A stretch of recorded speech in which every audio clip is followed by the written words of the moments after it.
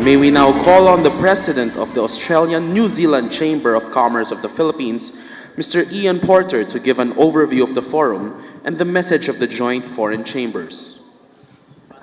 Ladies and gentlemen, I know we've had a long day and a lot of information has been provided, and I'm going to spend the best part of a minute trying to sum up the whole of the proceedings. If I can start by being a bit crude, all of our fora have been about, in one way or another, economic growth. And forgive me, but if I say that economic growth to me is a little bit like sex, even a little bit is good, and even bad sex is good. And so growth we say has been okay, but that growth has been good. So this forum has acknowledged the positive GDP growth in the Philippines over the past several years, the growth of FDI, the crackdown on smuggling, the rise of 3 million Filipinos from abject poverty. The JFC has counted 34 laws enacted by the 15th Congress that benefit the business and economic environment. And our lunchtime speaker, Senate President Drillon, spoke about major bills that Congress has committed to pass this year. We could have provided an even longer list. The top concerns of investors were discussed, and there have long been things like corruption, lack of infrastructure, and red tape. The administration has fought hard against corruption. A lot is being done about infrastructure, but more needs to be done. Although the big road and the rail PPP projects recently approved will not be completed for several years, the administration has set an example for its successors. Probably too little has been done about red tape, and we urge the government to continue to lighten the burden of bureaucracy. Today, a lot of people spoke about the need that acknowledged that while there have been big improvements in the country's competitiveness over the last 4 years, which has contributed to those high levels of growth in GDP and the growth in FDI, as well as investment grade status in the Philippines, there are still binding constraints that deter the country's track to achieving inclusive growth. This year's assessment highlighted the following critical areas where reforms are necessary to achieve inclusive growth.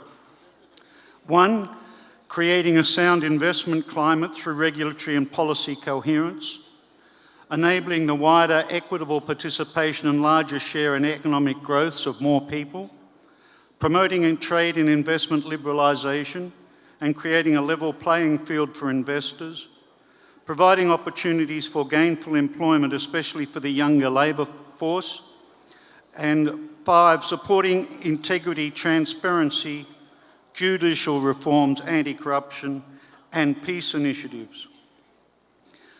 I think today we have heard from many speakers about the need for public and the private sectors to work together in charting a long-term roadmap that will enable the Philippines to move up the global business and competitive ladders, especially with the advent of ASEAN integration and following forthcoming free trade agreements such as the Trans-Pacific Partnership.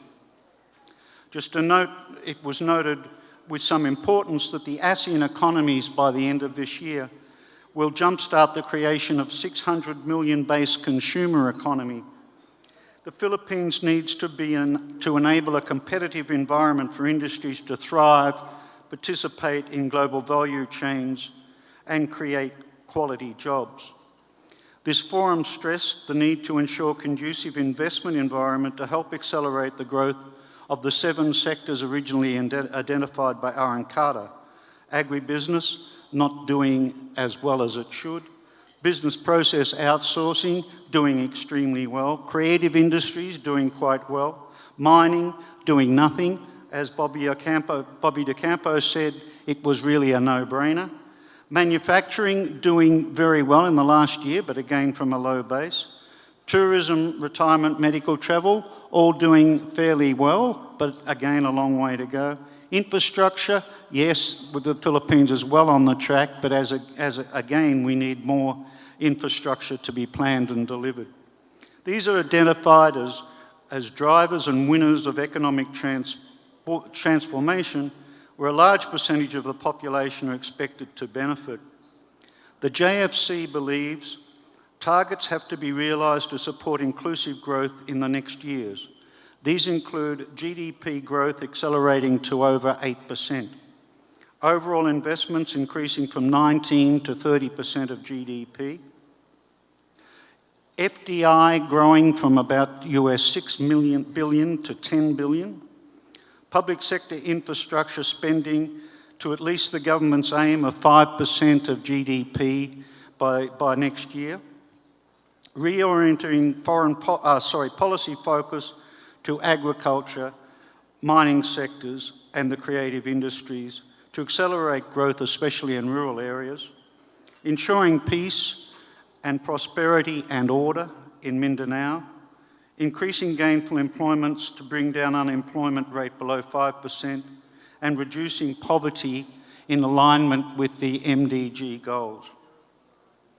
So I know that that's a very quick answer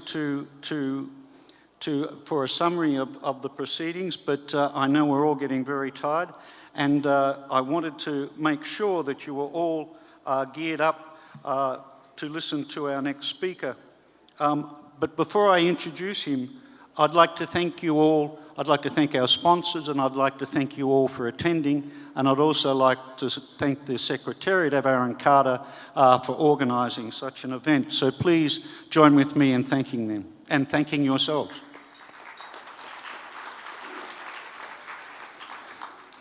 President Aquino graced our first forum, which was in January of 2012, and on behalf of the Joint Foreign Chambers, I'm honoured to speak to you today about the fact that although the President himself couldn't be here, he's done two things which we're extremely grateful for. First, he has prepared a speech, and we thank him very much for that. And secondly, he sent his Cabinet Secretary, Secretary Almendras, to deliver that speech on his behalf. And we're honoured to welcome the Secretary. Thank you for coming, and please convey our thanks to the President. Thank you.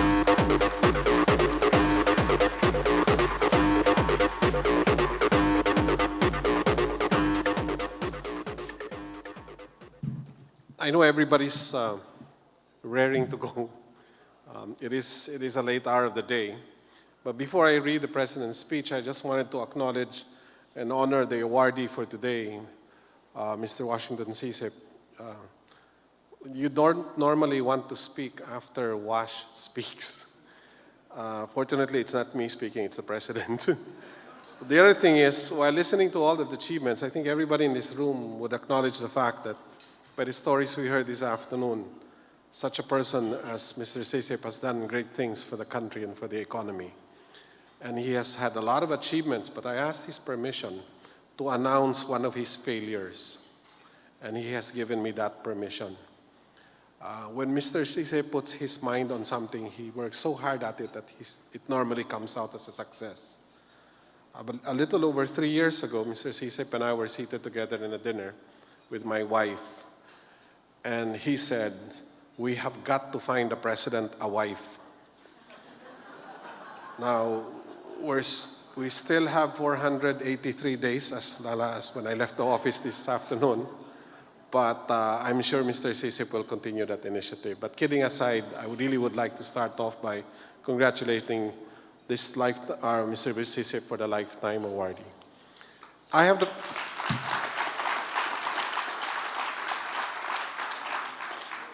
Since most of you are from the business community and from the corporate world, I know you will forgive me if we will dispense with the formalities and the protocol of having to acknowledge all the very important people in the room. Let's just say that Arangkada, Philippines, everyone here is important. You're all distinguished members of the Philippine business community, the economy at large. I'd like to read the speech of His Excellency. By the way, His Excellency expresses his regrets for not coming. He really was planning to come. As a matter of fact, that's why his speech was ready. Unfortunately, certain things happened over the weekend which requires his immediate attention, not to mention the fact that we had another foreign visitor at the palace today. And Malacanang has become a tourist spot. If you notice, we have a lot more heads of states and foreign dignitaries who come to the palace than ever before. I don't know which is more popular as a tourism destination, Basay or Tacloban or the palace, but these things kind of eat up into the president's schedule, which is what the problem was for his coming here this afternoon. So allow me to read the speech of His Excellency President Benigno Simeon Aquino on the 4th Anniversary Forum of the Arangkada, Philippines. In the past 4.5 years, we have been building a stronger Philippines on the foundations of good governance, a country where more and more Filipinos have genuine, meaningful options, and a resilient, resurgent, and competitive economy. Despite this, however, we have seen good news often get crowded out. After all, the unfortunate fact is bad news sells. I understand that criticism is unavoidable in a political life. In fact, I have always welcomed it, as long as it is voiced in earnest, accompanied by concrete suggestions.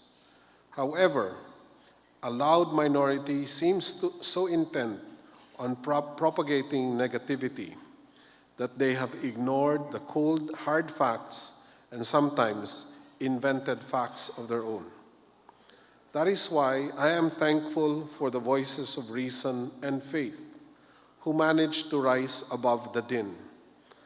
They are those who take the time to speak the truth, acknowledging that though we may not be perfect, we are also making significant progress. Whether it is through a text message, a blog post, or a column in a broadsheet, it is always heartening to know that the good news about government efforts are not falling on deaf ears. Their optimism is affirmed, for instance, by the global community's recognition of the great strides our country has made. The Philippines has finally shed the title of Sick Man of Asia and has been given a new moniker, Asia's Rising Tiger. Recently, Bloomberg likewise reported that the Philippines is forecasted to be the world's second fastest growing economy in 2015. The country's macroeconomic fundamentals are solidly in place. In the fourth quarter of 2014, our economy grew by 6.9%. In the first 11 months of 2014 alone, we have already recorded the highest single-year net FDI, foreign direct investments, in our country's history at 5.72 billion. Not to mention our reinforced fiscal foundation, which have benefited from the continued confidence of the world's most renowned credit rating agencies. In fact, just a few months ago, we received yet another credit rating upgrade from Moody's, emphasizing all the more that we are worthy of investments. Since our administration took office, we have climbed several global rankings of competitiveness at a blistering pace, from 85th to 52nd in the WF Global Competitiveness Report, 144th to the 95th in the World Bank's Ease of Doing Business Report, and from 109 to 89 in the Heritage Foundation Index of Economic Freedom, just to name a few. There has always been undeniable progress in a number of key sectors. Take, for example, that of infrastructure. This is a sector that we have always placed great importance in, knowing full well that developing it redounds to the benefit of industry and makes us an even more attractive destination for investments. Over the course of our administration, our budget for infrastructure has more than tripled, going from 175.4 billion pesos, or around 1.8% of GDP in 2011, to 570 billion pesos in 2015, which represents 4% of GDP. This is geared towards the fulfillment of our goal to have the infrastructure budget comprise 5% of GDP by next year. The good news is that our DPWH has managed to rehabilitate and reconstruct infrastructure while getting Filipinos the best bang for their buck. There are projects like Quezon Araneta Underpass Project, which was completed ahead of time and under budget. We also finished projects that had once been symbols of an inept and complacent government. There is the Ternate-Nasugbu Road connecting Cavite and Batangas, and the Aluling Bridge in Ilocos Sur, both of which were conceptualized over 20 years ago.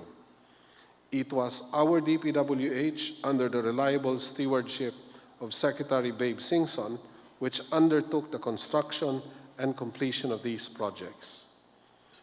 There are also the public-private partnership projects, 9 of which have already been awarded, with 16 more projects already in various stages of procurement or already on the verge of being rolled out. Might I emphasize, the past 3 administrations only completed a total of 6 solicited PPP projects combined. Just a couple of weeks ago, we approved 3 PPP projects in the National Economic Development Authority Board. Since I am speaking to such a diverse group today, let me take this opportunity to invite individuals who share our ambition to explore the possibilities available and consider partnering with us to fulfill our infrastructure goals. Philippine manufacturing, once thought to be a waning industry, has likewise found new life, serving as the strongest growth driver of industry in 2014 with 8.1% growth. As President, I am fortunate to have witnessed this growth, from attending the inauguration of facilities making luxury bags, to those creating large oil, gas, and mining modules, to those manufacturing different types of systems, equipments, and parts for aircrafts. Strong exports and robust domestic demand for manufactured goods bode well for the continued strength of manufacturing. But of course, there is always room for growth. We want output to accelerate, employment to increase, and our place in the global value chain to be improved.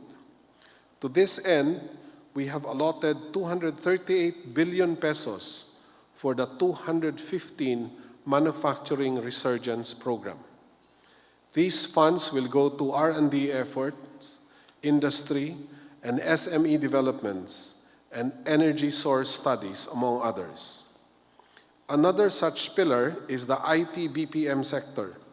Here too, we are moving up the value chain by providing more complex services in accounting and engineering.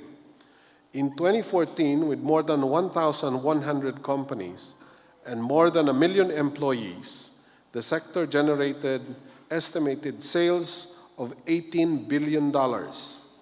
At the pace the sector has grown so far, perhaps we can be confident that they will be able to meet their targets of $25 billion in revenues and 1.3 million employees by next year.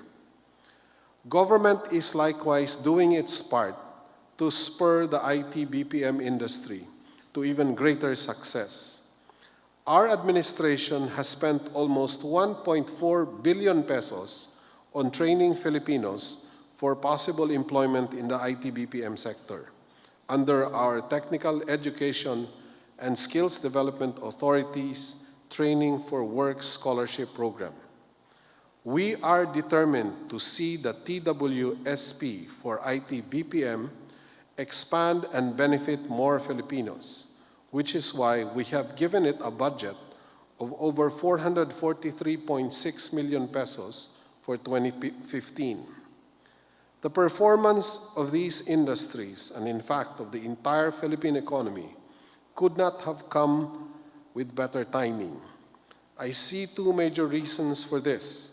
First, 2015 is the year in which the majority of the Philippine population is expected to reach working age, a so-called demographic sweet spot. that lasts for nearly 35 years. A young and growing labor force can drive economic growth to higher levels in the next few decades. In fact, studies state that countries who experience this can grow by at least 7.3% over the 10 years that follow immediately. Second, this is also the year that the Philippines plays hosts to APEC countries. This is an occasion wherein the spotlight will be focused on the best our country has to offer: the vibrancy of our economy, our countless natural gifts, and above all, the skill, talent, and inherent warmth of our people. All sufficient reasons for tourists and investors to visit the Philippines. Without doubt, the Filipino nation will take this opportunity and win the confidence and perhaps even the hearts of our guests. Indeed, many positive developments have taken place under our administration.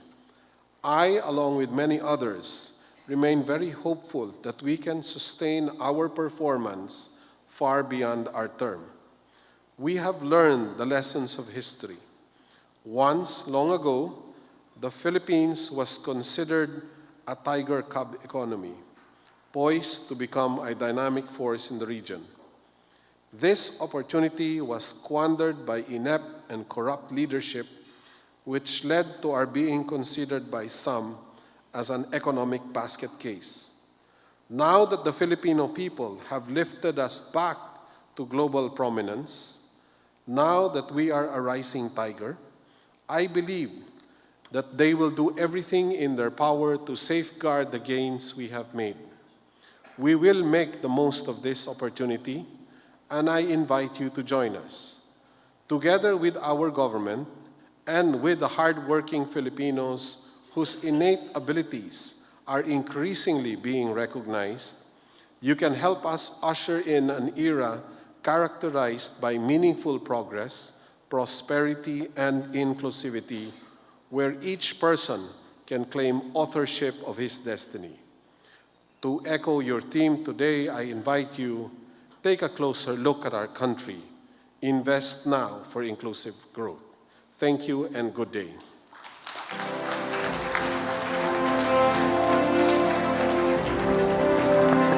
Thank you, Secretary Almendras. And that concludes the 4th Arangkada Philippines Forum.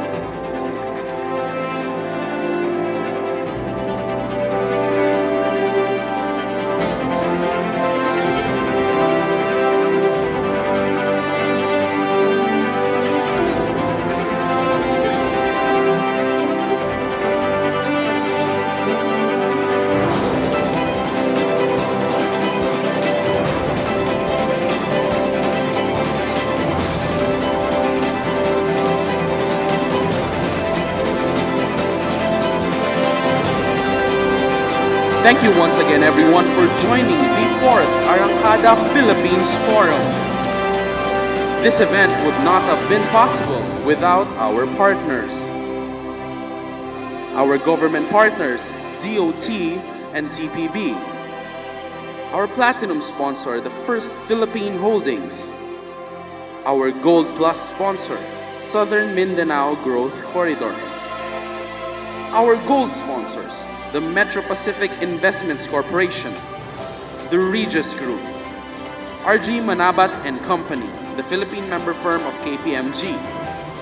Our silver sponsors, Ayala Corporation, Bank of the Philippine Islands, Blue Cross Insurance Incorporated, Jones Lang LaSalle Philippines Incorporated, Nikkei Asian Review, Royal Cargo Logistics, CSIP, Gores, Velayo and Company.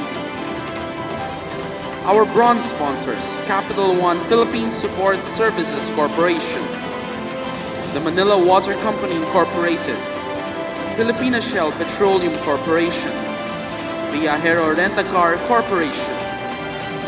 Our patron sponsors, Aboitiz Power Corporation, BDO Capital and Investment Corporation, Megaworld Corporation, Navarro Ampere and Company, Deloitte Philippines, and the Social Security System. Our technology partner, Integrated Computer Systems Incorporated. Our delegate lanyard sponsor, the Department of Tourism and the Tourism Promotions Board. Our official internet provider, PLDT Alpha Enterprise. And our official event partner, Team Asia. Once again, this has been the 4th Arangkada Philippines Forum. Thank you and see you all next year.